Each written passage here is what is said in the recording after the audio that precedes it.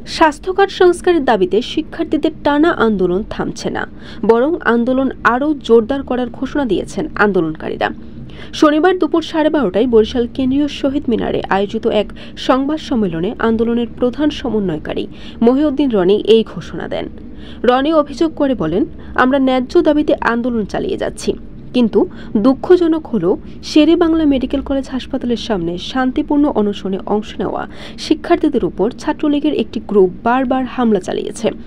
এই ঘটনার সঙ্গে হাসপাতালের পরিচালক সহ প্রশাসন সমর্থিত একটি চক্র জড়িত। স্বাস্থ্য অধিদপ্তরের মহাপরিচালক বরিশালে এসে উস্কানিমূলক বক্তব্য দেওয়ার পরই ন্যাক্কারজনক এই হামলার ঘটনা ঘটে। রনি দৃঢ় কণ্ঠে বলেন, এই আন্দোলন থামবে না। যতদিন না দালাল চক্র ভেঙে প্রকৃত স্বাস্থ্য ব্যবস্থা গড়ে ওঠে, ততদিন আমরা রাজপথ ছাড়ব না। সংবাদ সম্মেলনে আরও জানানো হয়, আগামীকাল সকাল 11টায় বরিশাল সদর রোডের অশ্বিনী কুমার হল টাউন হল চত্বর থেকে শিক্ষার্থীদের উপর হামলার প্রতিবাদে বিক্ষোভ মিছিল বের করা হবে।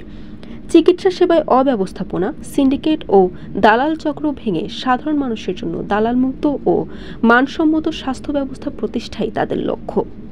বরিশাল.নিউজ।